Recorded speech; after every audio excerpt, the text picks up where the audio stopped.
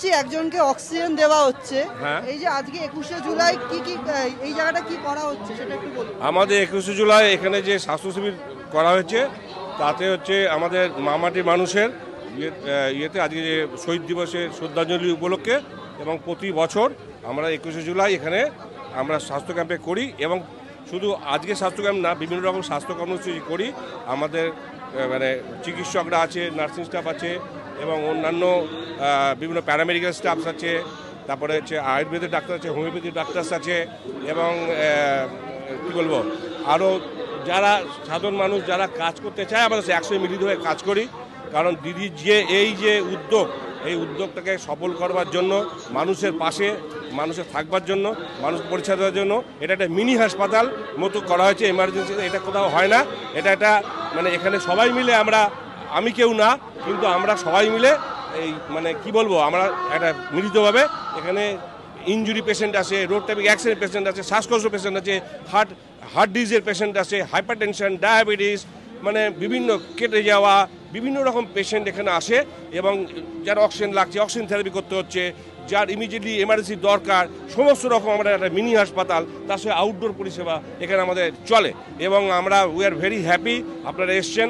আপনার কাছে এই বার্তাটা দিতে চাই যে মানে আমাদের প্রত্যেকে যদি মানুষের পাশে থাকি, শুধু মানুষ না, মানুষ প্রকৃতিকে to serve the suffering humanity, to serve the nature, to serve the animal kingdom, এটাই আমাদের মূল বার্তা।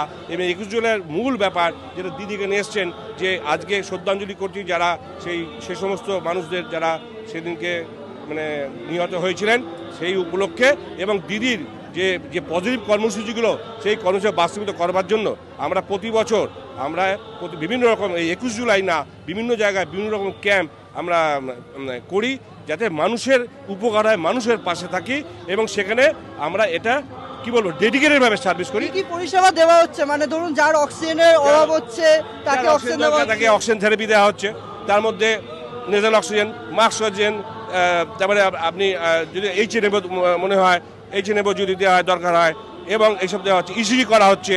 তাছাড়া তার টোটাল কার্ডিওপালমোনারি অবস্থা কী সেগুলো করা হচ্ছে এবং যার কেটে যাচ্ছে তার সেলাই করে দেওয়া হচ্ছে, ফার্স্ট এড দেওয়া হচ্ছে, ইঞ্জুরি আসছে, মাথা করে পড়ে যাচ্ছে, ডায়াবেটিস পেশেন্ট, হাইপোগ্লাইসিমিয়া হচ্ছে, তাকে চিকিৎসা দেওয়া হচ্ছে।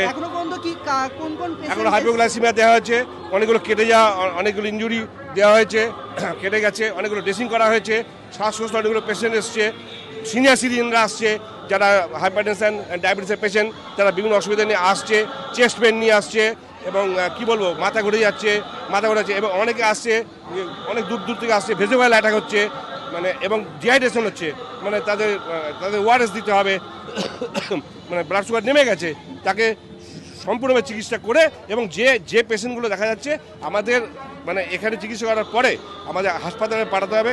তার এমার্জেন্সি কাউরি ধরুন অ্যাকুট মাইগ্রেন ইনফাকশন হয়েছে, আমরা ডায়াগনোস করলাম, কাউরি সিভিয়ার হয়েছে, তখন আমরা পাশে এসএসকেএমে বা মেডিকেল কলেজে আমরা এমার্জেন্সিতে আমাদের অ্যাম্বুলেন্সের ব্যবস্থা আছে, আমরা পাঠাই যাতে পেশেন্ট পুরো পরিষেবাটা পায় এবং পেশেন্ট পার্টিও যাতে পুরো খুশি হয়, মানে পেশেন্টও যাতে সর্বাঙ্গীনভাবে ভালো হয়। আপনার নামটা?